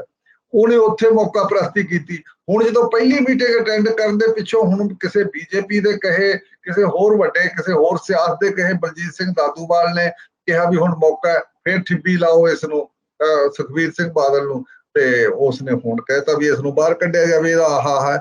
ਇਹ ਸਾਰੀਆਂ ਗੱਲਾਂ ਕਿਹਨੂੰ ਨਹੀਂ ਪਤਾ? 11 ਵਾਲੀ ਮੀਟਿੰਗ ਤੋਂ ਇਕੱਠੇ ਹੋਣ ਤੋਂ ਪਹਿਲਾਂ ਹੀ ਸਾਰਾ ਕੁਝ ਪਤਾ ਹੈ ਵੀ ਸਿਮਰਜੀਤ ਮਾਨ ਹੈ ਜਿਹੜਾ, ਉਹ ਖਾਲਿਸਤਾਨ ਦੀ ਡਿਮਾਂਡ ਉੱਤੇ ਇਲੈਕਸ਼ਨ 30-35 ਸਾਲ ਦਾ ਲੜ ਰਿਹਾ ਤੇ ਲੋਕ ਉਹਨੂੰ ਰਿਸਪੌਂਸ ਨਹੀਂ ਦੇ ਰਹੇ, ਇਹ ਵੀ ਬਿਲਕੁਲ ਕਲੀਅਰ ਹੈ। ਤੇ ਇਹਦਾ ਵੀ ਪਤਾ ਜਿਹੜਾ ਹੁਣ ਦਾਦੂਵਾਲ ਹੈ ਵੀ ਇਹ ਬੀਜੇਪੀ ਦੇ ਰਾਹੀਂ ਇਹਨੇ ਹਰਿਆਣੇ ਦੇ ਵਿੱਚ ਜਿਹੜਾ ਉਹ ਹਰਿਆਣਾ ਕਮੇਟੀ ਦਾ ਪ੍ਰਧਾਨ ਬਣਿਆ, ਉਹ ਸਾਰਾ ਉਹਨਾਂ ਦੇ ਬੀਜੇਪੀ ਦੀ ਸਰਪ੍ਰਸਤੀ ਥੱਲੇ ਬਣਿਆ। ਤੇ ਕਿਹੜਾ ਬੰਦਾ, ਤੇ ਉਹਦੇ ਪਿੱਛੋਂ ਇਹ ਵੀ ਪਤਾ ਸਾਰਾ ਹਜੇ ਤੱਕ ਵੀ ਸਰ ਨੇ ਕਾਂਗਰਸ ਨਾਲ ਜੁੜੇ ਰਹੇ ਆ ਸਾਰੇ। ਤੇ ਹੁਣ ਜਿਹੜਾ ਉੱਥੇ ਹਰਮੀਤ ਸ਼ਾਮਲ ਹੋਇਆ, ਹਰਮੀਤ ਕਾਲਕਾ ਜੀ, ਉਹ ਵੀ ਬੀਜੇਪੀ ਦਾ ਬੰਦਾ। ਤੇ ਫਿਰ ਇਸੇ ਤਰੀਕੇ ਨਾਲ ਜਿਹੜਾ ਆਪਣਾ ਪਟਨਾ ਸਾਹਿਬ ਵਾਲੇ ਬੰਦੇ ਤੇ ਉਹਦੀ ਦੋਸ਼ ਤੁਸੀਂ ਦੱਸ ਹੀ ਦਿੱਤੇ, ਤੇ ਇਵੇਂ ਹਜੂਰ ਸਾਹਿਬ ਵਾਲੇ ਤੇ ਵੀ ਉਹ ਸਿੱਧਾ ਬੀਜੇਪੀ ਨਾਲ ਜੁੜੇ ਹੋਏ ਬੰਦੇ ਆ। ਇਹ ਕਿਹੜਾ ਕਿੱਥੇ ਸਿੱਖਾਂ ਦੀ ਨੁਮਾਇੰਦਗੀ ਕਰਨ ਵਾਲਾ ਸਿੱਖ ਕਾਜ ਲਈ ਤਾਂ ਕੋਈ ਖੜਾ ਨਹੀਂ। ਇਸ ਕਰਕੇ ਲੱਭਦੇ ਇਹ ਆ ਵੀ ਸਾਨੂੰ ਵੀ ਸਿੱਖ ਸਪੇਸ ਦੇ ਵਿੱਚ ਮਾੜੀ ਮੋਟੀ ਥਾਂ ਸਾਨੂੰ ਮਿਲ ਜੇ। ਇਸ ਕਰਕੇ ਇਹਨਾਂ ਸਾਰਿਆਂ ਨੇ ਮੌਕੇ ਤੇ ਇੱਕ ਦੂਜੇ ਨੂੰ ਇਸੇ ਤਰੀਕੇ ਨਾਲ ਹੀ ਠਿੱਪੀ ਲਾਉਣੀ ਹੈ। ਤੇ ਕੋਈ ਇਹਦੇ ਚੋਂ ਨਿਕਲਣਾ ਕੁਛ ਨਹੀਂ, ਇਕੱਠੇ ਹੋ ਕੇ ਇਹਨਾਂ ਨੇ ਮਿਲਣਾ ਨਹੀਂ। ਵੈਸੇ ਹੀ ਬੀਜੇਪੀ ਨੇ 1-2 ਬੰਦੇ ਛੱਡਣ ਦੀ ਤਿਆਰੀ ਪੂਰੀ ਕੀਤੀ ਵੀ ਹੈ ਦਿੱਲੀ ਸਰਕਾਰ ਦਾ, ਕੇਂਦਰੀ ਸਰਕਾਰ ਨੇ, ਤੇ ਜਿਹਦੇ ਚ ਪ੍ਰੋਫੈਸਰ ਦਵਿੰਦਰਪਾਲ ਸਿੰਘ ਦਾ ਕੇਸ ਕਾਫੀ ਮੈਚੁਰ ਹੋਇਆ। ਉਹ ਲੱਗਦਾ ਹੁਣ ਆਮ ਆਦਮੀ ਦੀ ਜਿਹੜੀ ਸਰਕਾਰ ਹੈ ਉਹਨਾਂ ਦੀ ਵੀ ਲੋੜ ਬਣਦੀ ਜਾਂਦੀ ਹੈ, ਸ਼ਾਇਦ ਉਹ ਛੱਡ ਦੇਣ ਕਿਸੇ ਨਾ ਕਿਸੇ ਮੌਕੇ ਤੇ। ਉਹਦੀ ਜਿਹੜੀ ਕੇਜਰੀਵਾਲ ਉਹਦੀ ਜਿਹੜੀ ਫਾਈਲ ਦੱਬੀ ਵੀ ਆ ਉਹ ਕਲੀਅਰ ਕਰਦੇ ਉੱਥੋਂ। ਤੇ ਇਸ ਕਰਕੇ ਇਹ ਸਾਰਾ ਕੁਝ ਕੋਈ ਸਿੱਖ ਪੋਲਿਟਿਕਸ ਨਾਲ ਜੁੜਿਆ ਨਹੀਂ, ਇਹਨਾਂ ਦੀ ਆਪਣੀ ਸ਼ਤਾਬਦੀ ਮੁੜ ਬਹਾਲੀ ਦਾ ਕੇਸ ਹੈ। ਆ ਜਿਹੜੇ ਸਾਰੇ ਟੁੱਟ ਭੱਜ ਵਾਲੇ ਬੰਦੇ ਇਕੱਠੇ ਹੋਏ ਆ, ਇਹਨਾਂ ਨੇ ਨਾ ਕਦੇ ਵੀ ਕੋਈ SGPC ਦਾ ਦੇਖੋ ਸਾਰਾ 11-12 ਸਾਲ ਦੀ ਇਲੈਕਸ਼ਨ ਹੋਈ ਆ ਸਾਰੀ। ਹੁਣ SGPC ਦੀ ਵਿਸ਼ਵਾਸਯੋਗਤਾ ਕੀ ਰਹਿ ਗਈ ਹੈ? ਉਹਦੀ ਕ੍ਰੈਡੀਬਿਲਿਟੀ ਕਿਹੜੀ ਰਹਿ ਗਈ ਹੈ? ਅਕਾਲ ਤਖਤ ਜਿਵੇਂ PTC ਦੇ ਕੇਸ, ਹੋਰਾਂ ਕੇਸਾਂ ਵਿੱਚ, ਜਾਂ ਇਹ ਤੋਂ ਪਹਿਲਾਂ ਗੁਰਬਚਨ ਸਿੰਘ ਨੇ ਜਿਵੇਂ ਇੱਕੋ ਦਮ ਹੁਕਮਨਾਮਾ ਡੇਰਾ ਸਰਸੇ ਵਾਲੇ ਦੇ ਵਿਰੁੱਧ ਲਿਆ, ਫੇਰ ਹੁਕਮਨਾਮਾ ਜਾਰੀ ਕੀਤਾ। ਇਹ ਸਾਰੀਆਂ ਗੱਲਾਂ ਹੁਣ ਲੋਕਾਂ ਨੂੰ ਬਹੁਤ ਜ਼ਿਆਦਾ ਅਟਰੈਕਟ ਨਹੀਂ ਕਰਦੀਆਂ ਤੇ ਲੋਕਾਂ ਨੂੰ ਪਤਾ ਇਹਦੇ ਸਾਰੇ ਬਾਰੇ। ਹੁਣ ਇਹ ਪਬਲਿਕ ਡੋਮੇਨ ਦੇ ਵਿੱਚ ਹੈ ਤੇ ਲੋਕ ਸਿੱਖ ਹੈ ਜਿਹੜੇ ਉਹ ਇੰਨੇ ਬੁੱਧੂ ਨਹੀਂ ਹੈ ਵੀ ਇਹਨਾਂ ਦੇ ਨਾਲ ਇਸੇ ਇਹਨਾਂ ਗੱਲਾਂ ਹੋ ਕੇ ਤੇ ਉਹ ਪੰਥਕ ਇਹਨਾਂ ਨੂੰ ਸਮਝਣ ਲੱਗ ਜਾਣਗੇ, ਜਾਂ ਅਕਾਲੀ ਦਲ ਦੀ ਪਹਿਲੀ ਹੋ ਜਾਏਗੀ ਸਾਰੀ ਗੱਲਬਾਤ। ਮੁਸ਼ਕਲ ਹੈ ਸਾਰਾ। ਇੱਥੇ ਦੇਖੋ ਜਿਹੜੀ ਸਾਰੀਆਂ ਹੀ ਸਿੱਖ ਜਥੇਬੰਦੀਆਂ ਜਿੰਨੇ ਅਕਾਲੀ ਦਲ ਹੈ ਉਹ ਸਾਰੇ ਇਸ ਸਾਂਝੀ ਕਮੇਟੀ ਦੇ ਮੈਂਬਰ ਹੈ। ਤੇ ਜਿਹੜੀ ਉਸੇ ਸਮੇਂ ਜਦੋਂ ਇਹ ਬੰਦੀ ਸਿੰਘਾਂ ਦੀ ਰਿਹਾਈ ਦੀ ਗੱਲ ਹੋ ਰਹੀ ਹੈ ਤਾਂ ਬਰਗਾੜੀ ਵਿੱਚ ਵੀ ਮੋਰਚਾ ਜਿਹੜਾ ਲੱਗਾ ਹੋਇਆ। ਬਰਗਾੜੀ ਦੀਆਂ ਜਿਹੜੀਆਂ ਬੇਅਦਬੀ ਦੀਆਂ ਘਟਨਾਵਾਂ ਉਹਦੇ ਬਾਰੇ ਕੋਈ ਗੱਲ ਹੀ ਨਹੀਂ ਕਰ ਰਹੀ ਇਹ ਸਾਂਝੀ ਕਮੇਟੀ। ਦੇਖੋ ਸਾਰੇ ਤੋਂ ਵੱਡਾ ਸਟੇਕ ਹੈ ਜਿਹੜਾ ਜਿਹਨੇ ਇਹ ਮੀਟਿੰਗ ਆਰਗੇਨਾਈਜ਼ ਕੀਤੀ ਹੈ ਜਾਂ ਇਹ ਪਲਾਨ ਲੈ ਕੇ ਆਇਆ ਪਿੱਛੇ ਤੋਂ, ਉਹ ਤਾਂ ਅਕਾਲੀ ਦਲ ਬਾਦਲ ਹੈ। ਉਸੇ ਦਾ ਹੀ ਵੱਡਾ ਸਟੇਕ ਹੈ, ਉਸੇ ਦੇ ਹੱਥ 'ਚ ਹੀ ਸ਼੍ਰੋਮਣੀ ਅਕਾਲੀ ਦਲ ਹੈ, SGPC ਉਸੇ ਦੇ ਹੱਥ 'ਚ ਅਕਾਲ ਤਖਤ ਜਥੇਦਾਰ ਹੈ। ਇਹ ਸਾਰਾ ਕੁਝ, ਸਾਰਾ ਪਲਾਨ ਉਹਦੇ ਵੱਲੋਂ ਬਣ ਕੇ ਆਇਆ, ਕਿਉਂਕਿ ਸੁਖਬੀਰ ਬਾਦਲ ਦੀ ਮੁੜ ਸਥਾਪਤੀ ਦਾ ਰੌਲਾ ਹੈ। ਤਾਂ ਇਸ ਕਰਕੇ ਬਾਕੀਆਂ ਦੀ ਪਾਰਟੀਆਂ ਬਾਰੇ ਤਾਂ ਕਲੀਅਰ ਆ। ਸਿਮਰਜੀਤ ਮਾਨ ਨੂੰ ਉੱਥੇ ਵੀ ਬੈਠਾ, ਇੱਥੇ ਅੰਦਰ ਆ ਕੇ ਵੀ ਉਹ ਖਾਲਿਸਤਾਨ ਦਾ ਮਤਾ ਪਾ ਰਿਹਾ, ਤੇ ਬਾਕੀ ਜੁੜਿਆ ਹੀ ਬੈਠਾ। ਉਹ ਸਾਰੀ ਛੋਟੀ ਉਹ ਕਦੇ ਵੀ ਕਿਸੇ ਆਰਗੇਨਾਈਜੇਸ਼ਨ ਦੇ ਵਿੱਚ ਫਿੱਟ ਹੋ ਕੇ ਤਾਂ ਚੱਲਦਾ ਨਹੀਂ, ਤੇ ਮੌਕਾ ਹੁੰਦਾ ਸਾਰਾ, ਤੇ ਇਹ ਮੌਕੇ ਮੁਤਾਬਕ ਕਰ ਲਿਆ। ਇਸ ਕਰਕੇ ਇਹ ਸਾਰਾ ਕੁਝ ਜਿਹੜਾ ਫਲੌਕ ਇਕੱਠਾ ਹੋਇਆ, ਜਿਹੜਾ ਇਕੱਠ ਇਕੱਠਾ ਹੋਇਆ, ਆਪਸ ਵਿੱਚ ਦੀ ਕਿਸੇ ਵੀ ਕਿਸਮ ਦੀ ਕੋਈ ਇੱਕ ਸੁਰਤਾ ਤਾਂ ਬਣ ਹੀ ਨਹੀਂ ਸਕਦੀ। ਸਵਾਲ ਹੈ ਵੀ ਇੱਕ ਦੂਜੇ ਨੂੰ ਠਿੱਬੀ ਲਾਉਣ ਵਾਲੇ ਬੰਦੇ ਇਕੱਠੇ ਹੋਏ ਆ, ਤੇ ਇਹ ਇੱਕ ਬਣ ਗਈ ਕਮੇਟੀ, ਤੇ ਹੁਣ ਕਮੇਟੀ ਕਿੰਨਾ ਚਿਰ ਚੱਲੂ ਜਾਂ ਕੋਈ ਚੱਲ ਸਕੂਗੀ ਕਿ ਨਹੀਂ, ਇਹ ਅਸੀਂ ਕਹਿ ਨਹੀਂ ਸਕਦੇ ਸਾਰਾ ਇਹਦੇ ਬਾਰੇ। ਤੇ ਇਹਦੇ ਸਾਰਿਆਂ ਦੀ ਇਲੈਕਸ਼ਨ ਦਾ ਜੋੜ ਤੋੜ ਹੈ। ਮੰਗ ਉੱਠਣ ਲੱਗ ਗਈ ਕਿ ਸੁਖਬੀਰ ਬਾਦਲ ਨੂੰ ਕਮੇਟੀ ਚੋਂ ਕੱਢਿਆ ਜਾਵੇ। ਕੀ ਤੁਹਾਨੂੰ ਲੱਗਦਾ ਹੈ ਕਿ ਇਸ ਤਰ੍ਹਾਂ ਦੀ ਸਥਿਤੀ ਬਣ ਸਕਦੀ ਹੈ ਕਿ ਸ਼੍ਰੋਮਣੀ ਕਮੇਟੀ ਤੋਂ ਬਾਹਰ, ਜਿਹੜੀ ਸਾਂਝੀ ਕਮੇਟੀ ਹੈ, ਉਸ ਤੋਂ ਬਾਹਰ ਕਰਤਾ ਜਾਵੇ ਸੁਖਬੀਰ ਬਾਦਲ ਨੂੰ? ਦੇਖੋ, ਸੁਖਬੀਰ ਬਾਦਲ ਨੂੰ ਕੀ ਨਹੀਂ ਕੱਢਣਾ, ਕਮੇਟੀ ਦਾ ਸਾਰਾ ਸ਼ੁਰੂਆਤ ਤਾਂ ਸਾਰੀ ਉਹਦੇ ਰਾਹੀਂ ਹੋਈ ਆ। ਉਸੇ ਦੀ ਅਕਾਲੀ ਦਲ ਦੀ ਪਲਾਨ ਹੈ, ਜਿਹਦੇ ਕੋਲੇ ਸ਼੍ਰੋਮਣੀ ਕਮੇਟੀ ਤੇ ਕਬਜ਼ਾ ਹੈ, ਅਕਾਲੀ ਦਲ ਬਾਦਲ ਜੀ ਦੇ ਕੋਲੇ ਅਕਾਲ ਤਖਤ ਤੇ ਕਬਜ਼ਾ, ਪਲਾਨ ਤਾਂ ਸਾਰੀ ਉਹਨਾਂ ਦੀ ਹੈ। ਸਵਾਲ ਹੈ ਵੀ ਇਹ ਕਦੇ ਵੀ ਮਿਨੋਰਿਟੀ ਲੈਵਲ ਦੀ ਪੋਲਿਟਿਕਸ ਕੀਤੀ ਨਹੀਂ, ਤੇ ਸਿੱਖਾਂ ਦੇ ਵਿੱਚ ਜੂਨ 84, ਨਵੰਬਰ 84 ਹੋਰ ਸਾਰੀਆਂ ਗੱਲਾਂ ਕਰਨ ਪਿੱਛੋਂ ਉਹਨਾਂ ਵਿੱਚ ਕਾਫੀ ਰਿਅਲਾਈਜੇਸ਼ਨ ਹੋ ਗਈ ਵੀ ਉਹ ਇਸ ਦੇਸ਼ ਦੇ ਵਿੱਚ ਮਿਨੋਰਿਟੀ ਹੈ, ਜਿਵੇਂ ਮੁਸਲਮਾਨ ਤੇ ਹੋਰ ਮਿਨੋਰਿਟੀਆਂ, ਜਿਵੇਂ ਦੂਜੀਆਂ ਮਿਨੋਰਿਟੀਆਂ ਨਾਲ ਕੁਝ ਬਰਾਬਰ ਦੇ ਸਲੂਕ, ਬਰਾਬਰ ਦੀ ਸਿਟੀਜ਼ਨ ਵਾਲੇ ਸਲੂਕ ਨਹੀਂ ਹੁੰਦੇ, ਇਹਨਾਂ ਨਾਲ ਵੀ ਨਹੀਂ ਹੋ ਰਿਹਾ, ਕਦੇ ਹੋਇਆ ਨਹੀਂ, ਇਹਨਾਂ ਨੇ ਵੀ ਸਾਰਾ ਕੁਝ ਝੱਲਿਆ। ਤੇ ਇਸ ਕਰਕੇ ਹੁਣ ਇਹ ਪਰ ਮਿਨੋਰਿਟੀ ਇਸ਼ੂ ਤੇ ਗੱਲ ਹੀ ਨਹੀਂ ਕਰਦੇ। ਮੈਜੋਰਿਟੀ ਦੀ ਤਰ੍ਹਾਂ ਅਕਾਲੀ ਦਲ ਜਿਵੇਂ ਮੈਜੋਰਿਟੀ ਜਾਂ ਬੀਜੇਪੀ ਨਾਲ ਜੁੜਿਆ ਹੋਇਆ ਉਸੇ ਨੈਸ਼ਨਲਿਸਟਿਕ ਏਜੰਡੇ ਤੇ ਗੱਲ ਕਰਦਾ। ਤੇ ਤੁਸੀਂ ਦੇਖੋ ਵੀ ਇਹ 370 ਤੇ ਚੁੱਪ ਰਹੇ ਸਾਰਾ ਕੁਝ। ਪਹਿਲਾਂ ਇਹ ਕਿਸਾਨ ਦੀਆਂ ਮੰਗਾਂ ਤੇ ਵੀ ਚੁੱਪ ਸੀਗੇ ਸਾਰੇ, ਤਾਂ ਮਗਰੋਂ ਜਦੋਂ ਸਾਰਾ ਕੁਝ ਖਿਲਰਦਾ ਦਿਸਿਆ, ਇਹਨਾਂ ਦੀ ਜੜ੍ਹਾਂ ਉਖੜ ਗਈਆਂ, ਤਾਂ ਫਿਰ ਇਹ ਪਾਰਟੀ ਦੇ ਵਿੱਚੋਂ ਹਰਸਿਮਰਤ ਨੇ ਰਿਜ਼ਾਈਨ ਵੀ ਕੀਤਾ ਮਿਨਿਸਟਰੀ ਤੋਂ, ਤੇ ਮੁੜ ਕੇ ਫਿਰ ਇਹਨਾਂ ਨੇ ਬੀਜੇਪੀ ਨਾਲ ਬਰਾਏ ਨਾਲ ਲੋਕਾਂ ਨੂੰ ਦਿਖਾਉਣ ਦੇ ਲਈ ਵੀ ਸਾਡਾ ਹੁਣ ਸਮਝੌਤਾ ਟੁੱਟ ਗਿਆ, ਅਨਕੰਡੀਸ਼ਨਲ ਸਮਝੌਤਾ। ਅਨਕੰਡੀਸ਼ਨਲ ਜਿਹੜਾ ਸਮਝੌਤਾ ਬੀਜੇਪੀ ਨਾਲ ਅਕਾਲੀ ਦਲ ਦਾ ਸੀ, ਉਹ ਅਕਾਲੀ ਦਲ ਦੀ ਸਰੈਂਡਰ ਸੀ, ਕੰਪਲੀਟ ਸਰੈਂਡਰ ਸੀ, ਵੀ ਉਸਦੇ ਏਜੰਡੇ ਪ੍ਰਤੀ ਸਰੈਂਡਰ ਸੀ, ਵੀ ਅਸੀਂ ਤੁਹਾਡੇ ਨਾਲ ਹੁਣ ਚੱਲਾਂਗੇ, ਤੇ ਅਸੀਂ ਛੱਡੀ ਅਗਲੀ ਗੱਲ ਅਨੰਦਪੁਰ ਸਾਹਿਬ ਦੇ ਰੈਜ਼ੋਲੂਸ਼ਨ ਵਾਲੀ, ਵੱਧ ਅਧਿਕਾਰਾਂ ਵਾਲੀ, ਫੈਡਰਲਿਜ਼ਮ ਵਾਲੀ, ਤੇ ਸਿੱਖ ਇਸ਼ੂ ਵੀ ਅਸੀਂ ਛੱਡਿਆ। ਉਹ ਉਦੋਂ 2-4 ਸਾਲ ਪਹਿਲਾਂ ਛੱਡ ਲਿਆ ਸੀ, ਸਮਝੌਤੇ ਤੋਂ ਪਹਿਲਾਂ, ਜਦੋਂ ਮੋਗਾ ਕਾਨਫਰੰਸ ਦੇ ਵਿੱਚ ਉਦੋਂ ਪੰਜਾਬੀ ਪਾਰਟੀ ਬਣਾ ਲਈ ਸੀ।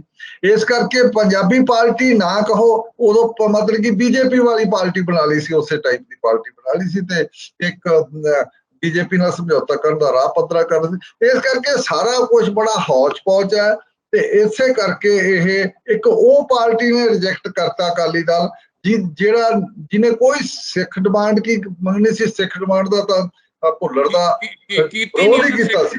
ਰੱਖੀ ਕੋਈ ਨਹੀਂ ਉਹਨਾਂ ਨੇ ਸਿੱਖ ਡਿਮਾਂਡ ਨਹੀਂ ਰੱਖੀ, ਉਲਟਾ ਵਿਰੋਧ ਕੀਤਾ ਸੀ।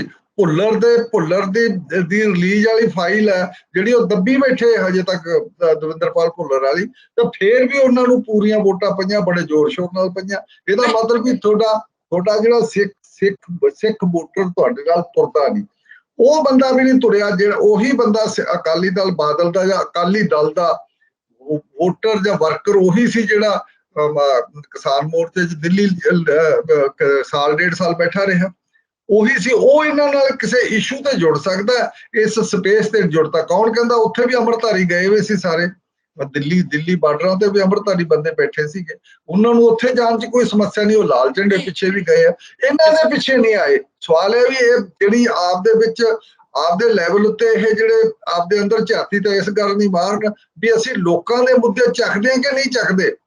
ਆ ਮੁੱਦਾ ਫੇਰ ਲੋਕਾਂ ਦਾ ਨਹੀਂ ਹੈ, ਆਪਦੇ ਜਾਣੇ ਇਹ ਇੱਕ ਛੋਟਾ ਜਿਹਾ ਮੁੱਦਾ ਫੜ ਕੇ ਇੱਕ ਮਤਲਬ ਕਿ ਕਿਸੇ ਸਾਹਿਬ ਕਿਤੇ ਲੱਗਦਾ ਨਹੀਂ ਇਹ ਕਿ ਅਕਾਲੀ ਦਲ ਜਿਹੜੇ ਪੁਰਾਣੇ ਢੰਗ ਤਰੀਕੇ ਹੈ ਉਹਨਾਂ ਨਾਲ ਹੀ ਰਾਜਨੀਤੀ ਕਰਨਾ ਚਾਹੁੰਦਾ, ਤੇ ਪੁਰਾਣੇ ਏਜੰਡਿਆਂ ਤੇ ਰਾਜਨੀਤੀ ਕਰਨਾ ਚਾਹੁੰਦਾ, ਤੇ ਜਿਹੜੀ ਆਧੁਨਿਕ ਰਾਜਨੀਤੀ ਹੈ ਜਾਂ ਮੌਜੂਦਾ ਸਥਿਤੀਆਂ ਬਹੁਤ ਅੱਗੇ ਨਿਕਲ ਗਈਆਂ ਉਸ ਰਾਜਨੀਤੀ ਤੋਂ, ਜਿਸ ਦੀ ਰਾਜਨੀਤੀ ਦੀ ਗੱਲ ਅਕਾਲੀ ਦਲ ਕਰਦਾ। ਤੇ ਬਿਲਕੁਲ ਠੀਕ ਹੈ, ਨਵੀਂ ਲੜਾਈ ਲੜਨਾ, ਪੁਰਾਣੇ ਹਥਿਆਰਾਂ ਨਾਲ ਨਵੀਂ ਲੜਾਈ ਲੜਨਾ ਚਾਹੁੰਦਾ।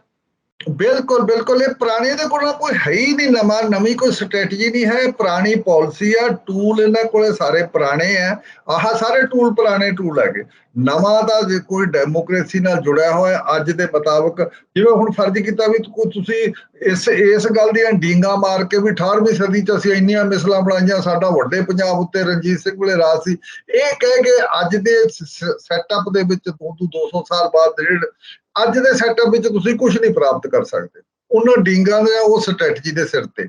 ਅੱਜ ਦੇ ਮੁਤਾਬਕ, ਅੱਜ ਦੀ ਡੈਮੋਕ੍ਰੈਟਿਕ ਅੱਜ ਦੀ ਸਿਚੁਏਸ਼ਨ ਮੁਤਾਬਕ ਤੁਹਾਨੂੰ ਐਕਟ ਕਰਨਾ ਪਵੇਗਾ। ਉਹ ਗੱਲਾਂ ਲੰਘੀਆਂ ਸਾਰੀਆਂ ਪੁਰਾਣੀਆਂ। ਇਵੇਂ ਅਕਾਲੀ ਦਲ, ਜਦੋਂ ਅਕਾਲੀ ਦਲ 84 ਤੋਂ ਪਹਿਲਾਂ ਵਾਲਾ ਅਕਾਲੀ ਦਲ ਸੀਗਾ, ਉਹ ਅਕਾਲੀ ਦਲ ਹੋ ਗਿਆ ਖਤਮ।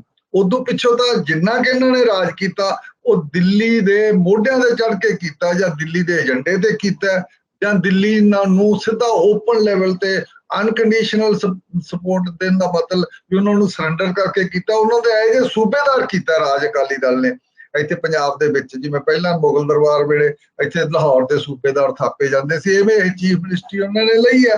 ਤੇ ਇਸ ਕਰਕੇ ਤੋਂ ਇਹ ਕੁਝ ਸਿੱਖਾ ਜਿਹੜਾ ਹੋਣਾ ਹੈ ਪਿਓਰ ਜਾ ਕੇ ਸਮੁੰਦਰੀ ਤੇਜਾ ਸਿੰਘ ਸਮੁੰਦਰੀ ਹਾਲ ਚ ਮੀਟਿੰਗ ਕਰਦੇ ਆ, ਉਹਦਾ ਕੋਈ ਮੀਨਿੰਗ ਨਹੀਂ ਹੈ ਸਾਰਾ। ਇਹਦੇ ਨਾਲ ਕੋਈ ਪੋਲਿਟਿਕਸ ਵਿੱਚ ਸਥਾਪਤੀ ਨਹੀਂ ਹੁੰਦੀ ਜਿਹੜੀ ਉਹ ਚਾਹੁੰਦੇ ਆ, ਜਿਹੜੀ ਸੱਤਾ ਵਾਲੀ ਪੋਲਿਟਿਕਸ ਹੈ। ਸੱਤਾ ਵਾਲੀ ਪੋਲਿਟਿਕਸ ਵਿੱਚ ਤਾਂ ਬਿਨਾਂ ਨਾਰੇ ਲਾਏ। ਇੱਥੇ ਲੱਗਦਾ ਇਹ ਨਹੀਂ ਹੈ ਕਿ ਜੇ ਅਕਾਲੀ ਦਲ ਜਿਹੜਾ ਹੈਗਾ ਜਾਂ ਸ਼੍ਰੋਮਣੀ ਕਮੇਟੀ ਹੈ, ਜੇ ਘੱਟ ਗਿਣਤੀਆਂ ਦਾ ਮੁੱਦਾ ਜਿਹੜਾ ਹੈਗਾ ਉਸ ਨੂੰ ਉਠਾਵੇ ਤੇ ਫੈਡਰਲਿਜ਼ਮ ਦੇ ਮੁੱਦੇ ਤੇ ਲੜਾਈ ਨੂੰ ਅੱਗੇ ਵਧਾਵੇ, ਤਾਂ ਕੋਈ ਇਹਨਾਂ ਨੂੰ ਸਪੇਸ ਬਣ ਸਕਦੀ ਹੈ, ਇਹਨਾਂ ਦੀ ਥਾਂ ਬਣ ਸਕਦੀ ਹੈ। ਅੱਜ ਕੱਲ ਘੱਟ ਗਿਣਤੀਆਂ ਦੇ ਮੁੱਦੇ ਨਾਲ ਵੀ ਗੱਲ ਕਰਨੀ ਪਊ, ਪਰ ਸਾਡਾ ਜਿਹੜਾ ਪੰਜਾਬ ਦਾ ਜਿਹੜਾ ਸਾਰਾ ਇੱਕ ਡੈਮੋਗ੍ਰਾਫਿਕ ਜਿਹੜਾ ਪਾਪੂਲੇਸ਼ਨ ਦਾ ਇੱਕ ਤਵਾਜ਼ਨ ਹੈ, ਉਹਦੇ ਵਿੱਚ ਸਾਡੇ ਬਹੁਤਾ ਖੇਤਰੀ ਪਾਰਟੀਆਂ ਵਾਲਾ ਰੋਲ ਅਕਾਲੀ ਦਲ ਨੂੰ ਕਰਨਾ ਪਊਗਾ। ਲੋਕਾਂ ਦਾ ਇਸ਼ੂ ਲੈਣਾ ਪਊਗਾ, ਕਿਸਾਨੀ ਦੇ ਇਸ਼ੂ ਲੈਣੇ ਪੈਣਗੇ। ਇਹਦੇ ਉੱਤੇ ਕੋਈ ਗੱਲ ਨਹੀਂ ਕਰਦੇ ਇਹ ਕਿਸੇ ਵੀ ਕਿਸਮ ਦੀ। ਬਹੁਤ ਵੱਡੇ ਲੈਵਲ ਤੇ ਵੀ ਅਸੀਂ ਕੋਈ ਕੰਪੇਨ ਕਰਾਂਗੇ। ਆ ਮਹਿੰਗਾਈ ਦੇ ਉੱਤੇ ਨਵਜੋਤ ਸਿੱਧੂ ਚਲੋ ਅੰਦਰ ਚਲਾ ਗਿਆ, ਇਹੀ ਕੀਤਾ। ਇਹਨਾਂ ਪਾਰਟੀਆਂ ਵਿੱਚੋਂ ਮਹਿੰਗਾਈ ਉੱਤੇ ਕੌਣ ਗੱਲ ਕਰਦਾ? ਨਾ ਤਾਂ ਜਿਹੜੀ ਕਾਂਗਰਸ ਹਾਰੀ ਹੋਈ ਉਹਨੇ ਕੀਤਾ ਤੇ ਅਕਾਲੀ ਦਲ ਤਾਂ ਕਰਦਾ ਹੀ ਨਹੀਂ। ਕਦੇ ਵੀ ਇਹ ਲੋਕਾਂ ਦੀ ਗੱਲ ਨਹੀਂ ਕਰਦੇ, ਗਰੀਬਾਂ ਦੀ ਗੱਲ ਨਹੀਂ ਕਰਦੇ। ਇਹ ਤਾਂ ਰਾਜ ਕਰਨ ਵਾਲਾ ਵੀ ਅਸੀਂ ਗੱਦੀ ਵਾਲੀ ਨਿਗਾਹ ਰੱਖ ਕੇ ਕਰਦੇ, ਉਹ ਅਸੀਂ ਗੱਦੀ ਕਿਵੇਂ ਲਈਏ। ਇਸ ਕਰਕੇ ਇਹ ਜਿਹੜੀ ਪੋਲਿਟਿਕਸ ਦਾ ਸਾਰਾ ਟੂਲ ਹੈ, ਪਰਸੈਪਸ਼ਨ ਹੈ, ਸੋਚ ਹੈ ਸਾਰੀ, ਉਹ ਬੜੀ ਪੁਰਾਣੀ ਹੈ। ਇਹ 84 ਤੋਂ ਪਹਿਲਾਂ ਵਾਲੀ ਲਈ ਬੈਠੇ ਆ ਤੇ ਤੌਰ ਤਰੀਕੇ ਫਿਰ ਸਿੱਖ ਸਪੇਸ ਨੂੰ ਅਕਵਾਇਰ ਕਰਨ ਦੇ, ਉਹਦੇ ਤੇ ਕਬਜ਼ਾ ਕਰਨ ਦੇ ਕਰ ਰਹੇ ਆ। ਸਿੱਖ ਸਪੇਸ ਵੀ ਜਿਹੜੀ ਇਹਨਾਂ ਕੋਲੇ ਮਿਲੀ ਹੋਈ ਹੈ, ਜਿਹੜੀ ਐਸਜੀਪੀਸੀ ਇਹਨਾਂ ਦੇ ਕੰਟਰੋਲ ਚ ਹੈ ਜਾਂ ਅਕਾਲ ਤਖਤ ਇਹਨਾਂ ਦੇ ਕੰਟਰੋਲ ਚ ਆ, ਇੰਡਾਇਰੈਕਟਲੀ ਉਹ ਦਿੱਲੀ ਦਰਬਾਰ ਦੇ ਕੰਟਰੋਲ ਚ ਹੈ, ਇਹਨਾਂ ਦੇ ਕੰਟਰੋਲ ਚ ਨਹੀਂ ਹੈ। ਇੱਕ ਟੂਲ ਹੈ ਇਹ ਵਿਚਾਲੇ ਬਣੇ ਹੋਏ, ਤੇ ਉਸ ਕਰਕੇ ਉਹ ਪੋਲਿਟਿਕਸ ਪਲੇ ਕਰਦੇ ਆ। ਇਹ ਦੇਖੋ ਕਿੰਨੀ ਗੱਲਬਾਤ ਹੁੰਦੀ ਹੈ ਇਹਦੇ ਨਾਲ, ਲੱਗਦਾ ਨਹੀਂ ਕੋਈ ਬਹੁਤਾ ਇਹਦੇ ਚ ਕੁਝ ਨਿਕਲੇ। ਇਹ ਸਾਹਿਬ ਆਪਣਾ ਸਮਾਂ ਵੀ ਸਮਾਪਤ ਹੋ ਰਿਹਾ, ਆਖਰੀ ਟਿੱਪਣੀ ਤੁਹਾਡੀ? ਆਖਰੀ ਮੇਰੀ ਇਹ ਆ ਵੀ ਇਹਨਾਂ ਨੂੰ ਅਕਾਲੀ ਦਲ ਨੂੰ ਨਵੇਂ ਟੂਲ ਜਿਹੜੇ ਪੋਲਿਟਿਕਸ ਦੇ ਆਪਦੇ ਖੋਜਣੇ ਪੈਣਗੇ, ਜਿਹਦੇ ਵਿੱਚ ਤੁਹਾਡਾ ਲੋਕਾਂ ਨੂੰ ਲੋਕ ਦੇ ਰੋਜ਼ਮਰਾ ਦੀਆਂ ਜਿਹੜੀਆਂ ਜ਼ਿੰਦਗੀ ਨਾਲ ਜੁੜੀ ਹੋਈ ਪੋਲਿਟਿਕਸ ਤੁਸੀਂ ਖੇਡੋ। ਤੇ ਇਹ ਕੋਈ ਪੁਰਾਣੀ ਰਿਐਕਸ਼ਨਰੀ ਪੋਲਿਟਿਕਸ ਇੰਨੇ ਚਿਰ ਪਿੱਛੋਂ ਤੁਹਾਨੂੰ ਤੁਹਾਡੇ ਹੀ ਜਿਹੜੇ ਕੈਦੀ ਬੰਦੀ ਕਰਵਾਏ ਲੋਕ ਹੈ ਉਹਨਾਂ ਨੂੰ ਹੁਣ ਛਡਾਉਣ ਲਈ ਤੁਸੀਂ ਆ ਜਾਓ। ਲੋਕ ਭੁੱਲੇ ਭੱਲੇ ਨਹੀਂ ਸਾਰਾ ਵੀ ਕਿਹਨਾਂ ਨੇ ਉਹਨਾਂ ਨੂੰ ਬੰਦੀ ਕਰਾਇਆ, ਕਿਹਨਾਂ ਨੇ ਲੋਕਾਂ ਨੂੰ ਸਾਰਾ ਪਤਾ ਹੈ ਵੀ ਪੁਲਿਸ ਅਫਸਰ ਜਿਹੜੇ ਫਿਰ ਝੂਠੇ ਮੁਕਾਬਲਿਆਂ 'ਚ ਫਸੇ ਸੀ ਸਾਰੇ ਕੋਰਟਾਂ ਦੇ ਵਿੱਚ, ਉਹਨਾਂ ਦਾ ਕੇਸ ਅਕਾਲੀ ਦਲ ਨੇ ਖੁਦ ਲੜਿਆ, ਪੈਸੇ ਦੇ ਕੇ ਲੜਿਆ, ਖਜ਼ਾਨੇ ਚੋਂ ਪੈਸੇ ਦੇ ਕੇ ਜਦੋਂ ਰਾਜ ਕਰਦਾ ਸੀ। ਤੇ ਇਸ ਕਰਕੇ ਲੋਕਾਂ ਨੂੰ ਸਾਰਾ ਪਤਾ ਹੈ। ਇਸ ਕਿਸਮ ਦੀਆਂ ਗੱਲਾਂ ਬਹੁਤੀਆਂ ਚੱਲਣੀਆਂ ਨਹੀਂ, ਤੇ ਪੋਲਿਟਿਕਸ ਦੇ ਨਵੇਂ ਟੂਲ ਵਰਤ ਕੇ ਪੋਲਿਟਿਕਸ ਚੱਲ ਸਕਦੀ ਹੈ, ਜਿਹੜਾ ਕਿ ਕਮ ਸੇ ਕਮ ਆਮ ਆਦਮੀ ਪਾਰਟੀ ਨੇ ਦਿਖਾਤਾ। ਤੇ ਪਰ ਲੋਕਾਂ ਨੇ ਜਿਹੜੀਆਂ ਫਰਵਰੀ ਦੀਆਂ ਇਲੈਕਸ਼ਨਾਂ ਹੋਈਆਂ ਉਹਦੇ ਵਿੱਚ ਇਹਨਾਂ ਸਾਰੀਆਂ ਪਾਰਟੀਆਂ ਤੋਂ ਇਸ ਕਿਸਮ ਦੇ ਜਿਹੜੇ ਪੋਲੀਟੀਸ਼ੀਅਨ ਆ ਅਕਾਲੀ ਦਲ ਵਾਲੇ, ਉਹਨਾਂ ਤੋਂ ਲੋਕ ਖਹਿੜਾ ਛੜਾਇਆ, ਉਹਨਾਂ ਨੂੰ ਰੱਦ ਕੀਤਾ, ਔਰ ਜ਼ੋਰ ਸ਼ੋਰ ਨਾਲ ਰੱਦ ਕੀਤਾ ਤੇ ਗੁੱਸੇ ਨਾਲ ਰੱਦ ਕੀਤਾ। ਹਾਂਜੀ, ਇੱਥੇ ਹੀ ਸਾਡੇ ਸ਼ੋਅ ਦਾ ਸਮਾਂ ਸਮਾਪਤ ਹੁੰਦਾ। ਜਿਹੜੇ ਦੋਸਤ ਸਾਡੇ ਇਸ ਸ਼ੋਅ ਨਾਲ ਜੁੜੇ, ਉਹਨਾਂ ਨੂੰ ਜੇ ਦੋਸਤੋ ਤੁਹਾਨੂੰ ਸਾਡਾ ਇਹ ਜਿਹੜੀ ਚਰਚਾ ਹੈ, ਸਾਡੀ ਇਹ ਗੱਲਬਾਤ ਹੈ ਪਸੰਦ ਆਈ ਹੋਵੇ ਤਾਂ ਤੁਸੀਂ ਇਸ ਨੂੰ ਲਾਈਕ ਵੀ ਜ਼ਰੂਰ ਕਰਨਾ, ਆਪਣੇ ਦੋਸਤਾਂ ਨਾਲ ਵੀ ਇਸ ਨੂੰ ਸ਼ੇਅਰ ਕਰਨਾ, ਤੇ ਸਾਡੇ ਚੈਨਲ ਨੂੰ ਸਬਸਕ੍ਰਾਈਬ ਕਰਨਾ, ਤਾਂ ਜੋ ਸਾਡੇ ਜਿਹੜੇ ਪ੍ਰੋਗਰਾਮ ਅੱਗੇ ਆਉਣ ਵਾਲੇ ਆ, ਜਦੋਂ ਵੀ ਉਹ ਪ੍ਰੋਗਰਾਮ ਹੋਵੇ ਤਾਂ ਤੁਹਾਡੇ ਕੋਲ ਉਸ ਦੀ ਸੂਚਨਾ ਪਹੁੰਚ ਸਕੇ। ਸੋ ਸਾਹਿਬ ਤੁਹਾਡਾ ਵੀ ਬਹੁਤ ਬਹੁਤ ਧੰਨਵਾਦ, ਤੁਸੀਂ ਜੁੜੇ, ਔਰ ਅਕਾਲੀ ਦਲ ਦੀ ਜਿਹੜੀ ਮੌਜੂਦਾ ਸਥਿਤੀ ਹੈ ਔਰ ਕਿਸ ਤਰ੍ਹਾਂ ਮੁੜ ਸਥਾਪਤੀ ਦਾ ਜਿਹੜਾ ਉਹਨਾਂ ਵੱਲੋਂ ਯਤਨ ਹੋ ਰਿਹਾ, ਉਹ ਕਿਸ ਦੌਰ ਵਿੱਚੋਂ ਲੰਘ ਰਿਹਾ, ਉਸ ਦੇ ਬਾਰੇ ਤੁਸੀਂ ਆਪਣੇ ਵਿਚਾਰ ਜਿਹੜੇ ਆ ਸਾਂਝੇ ਕੀਤੇ ਆ ਦਰਸ਼ਕਾਂ ਨਾਲ। ਤੁਹਾਡਾ ਬਹੁਤ ਬਹੁਤ ਧੰਨਵਾਦ। ਸ਼ੁਕਰੀਆ ਜੀ, ਸ਼ੁਕਰੀਆ।